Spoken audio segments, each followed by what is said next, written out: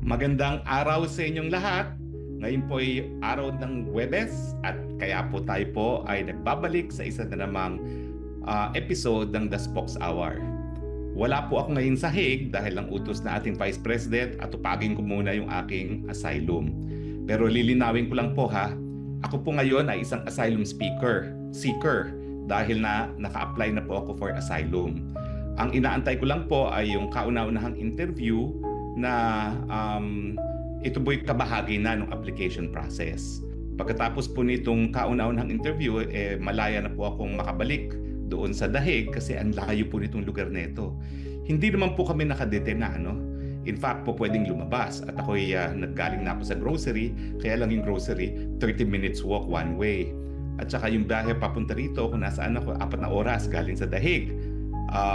Kung magte-trend ka, 4.5 oras. So parang hindi ka nga nakadetena, wala ka naman mapuntahan. Meron pa kasing ang dami ang stages na ginagawa rito. Yung initial registration, yung fingerprinting and interview sa police, tapos medical, at saka yung first interview. Pagkatapos sa first interview, pwede ka nang umalis at te-text ka na lang nila kung saan yung final interview mo at hindi na dito sa malayong lugar. Yung mga walang pera, ilalagay sila sa ibang facility, no? Pero hindi na po rito kasi ito talaga is only for the application stage. Pero ngayon po, dahil ako'y aplikante na, meron na akong non-refuma, karapatan sa non-refuma. Ibig sabihin, hindi na ako po pwedeng mapabalik dun sa bansa na aking inalisan dahil sa aking political persecution at yan po ay bansang Pilipinas. Alam niyo po, bukod sa sinabi ni VP Sara na kailangan ayusin ko muna ito para makakonsentrate na ron ako doon sa pagdepensa ng presidente, pero hindi pa po sigurado, nakasama ko ha. Lilinawin ko lang po yan. Sabi lang niya, sige ayusin mo yung asylum mo. No? Yung mere fact na nag-apply ako, yan yung nagbigay sa akin ng karapatan na hindi na ako po pwedeng mapabalik sa Pilipinas. Maski pa kumuha sila ng warrant of arrest, maski pa sila mag-file ng extradition, malinaw po yan dahil ito po ay matter of convention rights. Nakasulat po talaga yung non-refuma, yan yung pinaka-importanting karapatan ng asylum seekers, hindi mapabalik dun sa lugar na kung sa nila nanggaling. Natural, kasi pag ako pinabalik dyan, kukulong ako non-bailable sa isang kaso na human trafficking na walang ka-ebidensya. Ulitin ko po ebidensya lang nila. Unang-una, sinamahan ko si Cassandra Ong sa PAGCOR. Pangalawa, yung pangalan ko nasa isang papel na legal daw ako. Pangatlo, yung aking dating assistant nakitira doon. Ang kailangan nilang pruwebahan sa syndicated trafficking na ako ay may recruit. Ang purpose ko ay para pagsamantalahan ng kanilang labor, no? At pangatlo, ginamit ko ng pananakot o kaya naman intimidation, no? Tapos kung conspiracy naman, anong ebidensya ng conspiracy? Dapat magpakita talaga na nagkaroon kami ng pagkakaisang layunin at yun nga ay gumawa ng krimen na syndicated trafficking. Sa akin, yung pendency ng complaint sa DOJ at kung isasampa nila sa korte, yan ang pinakamalakas na ebidensya ng political persecution dahil yan ay pagsampa ng kaso na walang basihan, ang tawag po dyan, unjust prosecution. Pero kanina po, ako rin po, galing dito sa lugar kung nasaan ako ngayon, ay napanood ko ang press conference ni VP Sara. Ang huling beses ko po nakita si VP Sara, yung makalawa pa, nag-dinner kami kasama si Kaufman. At doon nga po niya sinabi, sige, apply, simulan mo na yung application mo sa asylum. Kaya bumiyahin ako ng malayo at nga po ay naririto. No? Pwede ko lumabas, kaya lang po kung magbabalik-balik ako sa The Hague, 4 hours each way. So parang, sige, dito na lang ako. Libre po naman ang tirahan. Kaya nga lang ang sabi ko, tirahan ko dito, parang dormitoryo ko sa Kalayaan ko sa UP. Hindi ko alam na matapos ang ilang taon naman nakakalipas na 1990 ako tumira sa Kalayaan. No? 1990, ayan, 2000, 2010, 2020, 35 years balik ako sa kwarto ko sa Kalayaan. At ang naging roommate ko rin dito ay isang Muslim na Afghan. Ang roommate ko sa Pilipinas ay isang Muslim po na galing sa Mindanao na itatago ko muna ang pangalan dahil maraming impormasyon na naibigay sa akin yung roommate ko sa Kalayaan. Pero anyway, doon sa press briefing ni VP, nabanggit niya na napag-usapan ng kanyang mga kapatid na baka kumuha lang sila ng legal aid. Yung legal aid po, ibig sabihin, ang hukuman mismo magbabayad para sa mga abogado na didepensa sa kanya. Pero limitado po ang budget. Nung ako po'y aktibo pa sa bar ng ICC, yan po ay 40,000 euros. parang naitaas na po yan ng konti, no? Pero yung 40,000 euros na yan, ang babayaran, isang lead counsel, isang co-counsel, isang legal assistant, isang case manager, at isang investigator. So makita nyo, manipis talaga. Kaya naman ako, kahit ano mangyari sa aking application, kung talagang dahil manipis at 5 lang yan, hindi ko naman kasasama ng loob na kung hindi ako mapasama dyan sa team, no? Dahil 5 nga lang po yan. In fact, effectively, 2 lang yan. Kasi yung legal assistant at saka yung case manager, mga batang-batang abogado po yan. So 2 abogado lang talaga ang haharap sa hukuman. Yung lead at saka yung tapos investigator. So okay lang po kung anong desisyon ni VP Sara at ni PRRD. Kaya lang, syempre, iniisip ko na dahil ang issue nga ay issue kung tama ba yung pag-aaresto kay Presidente Duterte, kinakailangan din may Pilipino dyan. Hindi naman ako kinakailangan yung maging abogado yon. Bahala po pumili ang Presidente Duterte. Pero ako po miski ako'y piliin ni Presidente Duterte, kung ayaw ni VP Sara at ang gusto ni VP Sara mas iba mag-represent, ma'am, that's your call. Hindi ko naman pagpipilitan ng sarili ko, at kung ako ay i-request ni PRRD, importante rin na i-endorso ako at i-request din ako ni VP Sara. Kasi nga, alam niyo naman ang kwento ng buhay ko, no? Talaga namang ako'y tagasunod ni VP Sara, susunod ako sa sasabihin ni VP Sara. At yan po ay walang halong kaplastikan. That's true. Kita nyo nga, sumunod ako sa kanya sa unit team. Ano nangyari? So susunod ako kung ano ang sasabihin niya sa akin. Bagamat, nung nag-usap kami, sabi ko, kasi minsan nakatakot ako sa iyo kaya minsan may mga gusto kang gawin na sa tingin ko hindi ko sang-ayon, hindi ako makapagsalita, no? Hindi ko sasabihin ko ano yan. Pero may 2 bagay na ngayon lang nangyari na sumunod ako sa kanya, pero alam ko na hindi dapat, no? So syempre, dahil ganyan naman ang aking pagsunod kay VP Sara, kung sabihin niya na dahil ko kaunti ang mga abogado at mas gusto niyang lahat dayuhan, ay nako, I will bow to it, no? At intindihin na lang natin, no, na hindi lang naman si PRRD talagang dapat magdesisyon, kundi si VP Sara din, no? Dahil siya naman ay anak na abogada rin. So yun lang po ang makukuha sa legal aid. Lead counsel, co-counsel, legal assistant na bata rin, case manager na bata din, at investigator. Now, pwede humingi ng additional, pero yung mga more complicated cases, usually ang dinadagdag lang, additional investigators. So pagdating sa legal, 2 lang talaga. Yung si lead counsel at si co-counsel. So hayaan po natin silang mag-desisyon, no?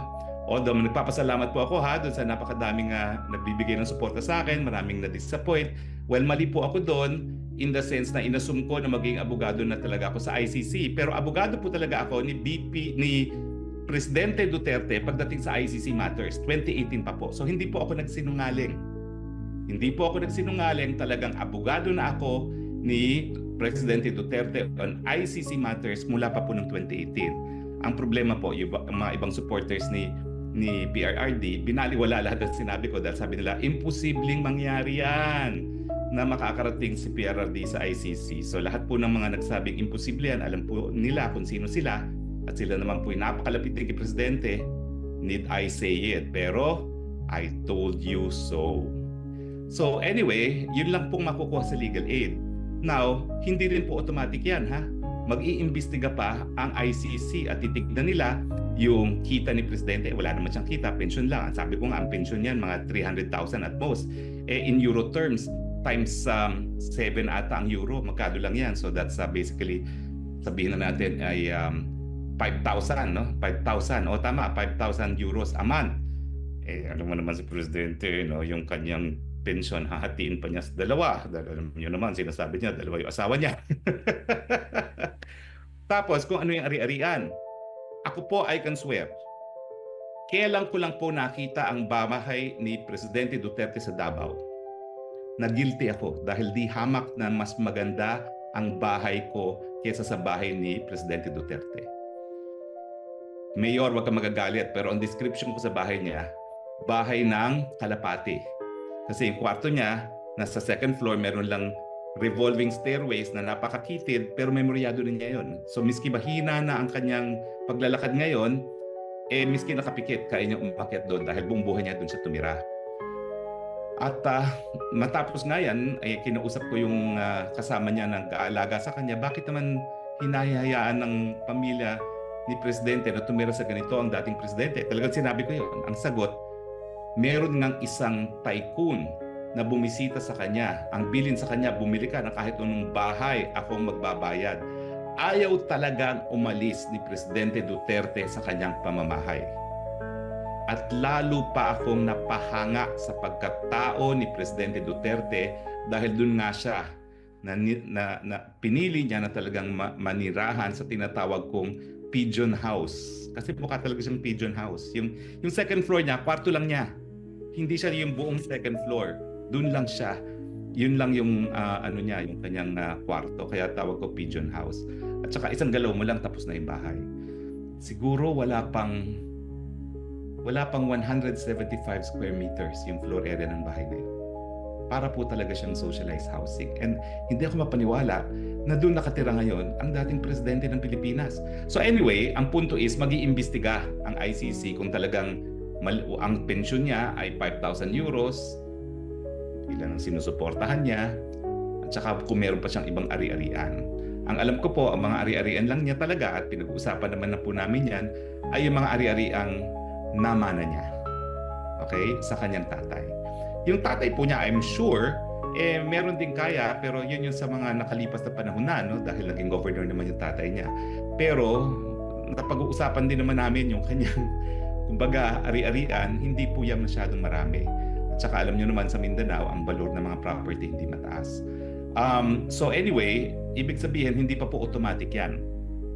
Ngayon, sa kasaysayan ng ICC, isa lang naman po yung paying client dyan. Kasi napakamahal kung kukuha ka ng counsel dito. Dahil alam nyo naman, per oras niya mga yan, baka tumataginting na 400 euros yan. Kung kukuha ka ng isang lawyer na 400 euros per hour, babiyahe-biyahe pa yan, papunta ng Pilipinas para kumuha ng ebidensya. Sa flight alone, lugi ka na dahil 12 hours na yun. $4,000 na ang biyahe pa lang one way. $28,000 round trip. So talagang mahal po ng legal representation. Kaya naman kinukonsider ng pamilya yung legal aid. Pero yan naman po, initial lang naman nila at I would not have said so kung hindi naman sinabi yan ni VP Sara. No? Pero hindi pa po yan confirmed dahil kahit paano naman marami naman nagmamahal kay Presidente Duterte at baka naman merong gustong tumulong kasi syempre kung effectively dalawa lang yung abogado na magtatrabaho at iba naman mga batang abogado, syempre mas mabuti kung mas marami pang makakatulong. Pero ako, happy na ako sa legal aid.